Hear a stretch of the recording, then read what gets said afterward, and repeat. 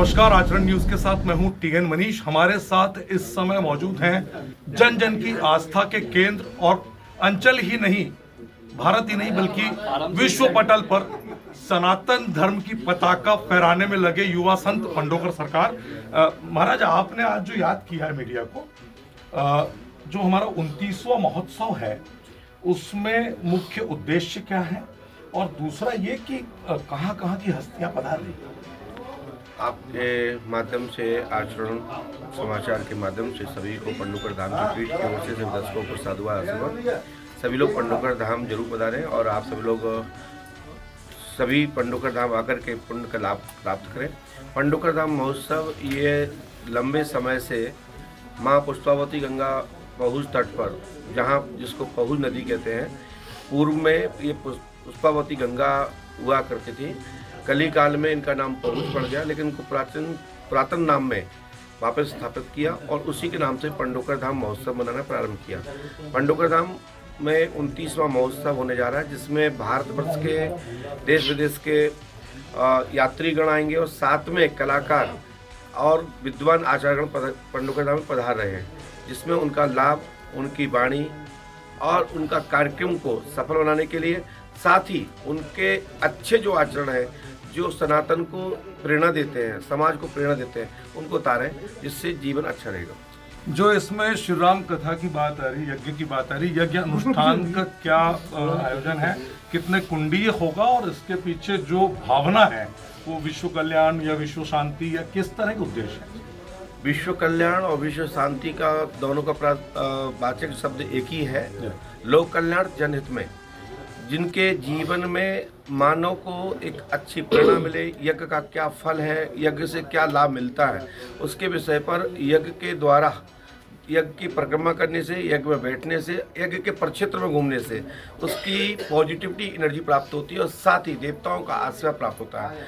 श्री राम महायज्ञ में 1,60,000 आहुतियाँ होती हैं, जो विश्व के कल्याण के लिए होती है, शांति का प्रतीक है और राम राज्य की स्थापना की ओर है। क्योंकि भगवान राम का ही राज्य एक ऐसा राज्य है जिसमें किसी भी मानव, जीव जंतु आदि को किसी प्रकार की पीड़ा नहीं होती है।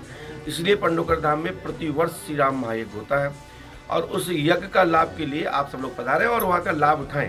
क्योंकि पंडोकर धाम एक प्राचीन तीर्थ है, राजा मरुत की भूमि है, पांडवों के द्वारा वह पूजित भूमि है, जहाँ पुष्पावती गंगा पहुज तट पर प्रतिवर्ष पंडोकर धाम महोत्सव होता है। धर्म और राजनीति, सनातन और राजनीति, अक्सर ये सवाल उठ रहे हैं कि राजनीति के साथ दल विशेष को जोड़ा जा रहा है, समाज के साथ, सनातन के साथ। आप कितना इस बात से सहमत हैं कि धर्म और राजनीति का घालमेल होना चाहिए या नहीं होना चाहिए? आपका विषय बहुत सुंदर है। देखिए, सनातन धर्म के साथ में राजनीति का होना भी बहुत आवश्यक है और सनातन की जितनी शाखाएं हैं जो हिंदुत्व को मजबूत रखती हों, समाज को सुधारती हों, समाज को एक नई दिशा देती हों, ऐसे सभी दलों को और सभी संगठनों को समावेश भारत के सनातन धर्म के संस्कृति के अंतर्गत सनातन की व्यवस्था को बनाने के लिए सभी दलों को सहयोग करना चाहिए। और राजनीति का धर्म से कोई लेना देना नहीं है, लेकिन राज और नीति की जो बात करता हो, धर्म को पहचानता हो, ऐसे सद योगी और कर्मस्थ लोगों को सम्मान मिलना चाहिए और ऐसे लोगों को आगे आना चाहिए। भारत इस समय, महाराज, एक बहुत बड़ी आप लोगों की एक चुनौती है सारे संतों की, कि भारत इस समय भाषाई विवाद की फेर में पड़ रहा है। दशकों से चल रहा था, दक्षिण में वापस जो है, इस समय आप देखें कि स्टालिन जो मुख्यमंत्री हैं, उन्होंने तमिलनाडु में वापस हिंदी का विरोध शुरू कर दिया है, जबकि हमारे यहाँ पर सर्वजातीय बात है और हमारा संविधान सर्वधर्म समभाव की बात करता है। क्या संदेश देना चाहिए? देखिए, सर्वधर्म संभव सतीमते परमात्मने श्री रामाय नमः सर्वेशाम देवानाम आत्मा यज्ञः। देखिए, हमारी पूर्व संस्कृति जो है वो ब्रह्म विद्या है और कर्मकांड है, जहाँ भारतीय संस्कृति के अनुकूल संस्कृत का पालन होता रहा और हिंदी ही हमारी मातृभाषा है। तो हम लोग तो हिंदी के और संस्कृत के पक्षधर हैं और हम इसके लिए ही मेहनत कर रहे हैं। जो अपनी मातृभाषा है और जो हमारी देश में बोलने वाली भाषा जो है, जो प्राचीन भाषा है, संस्कृत और हिंदी को ही मात्र होना चाहिए और इसी पे ही सबका कार्य आगे बढ़े।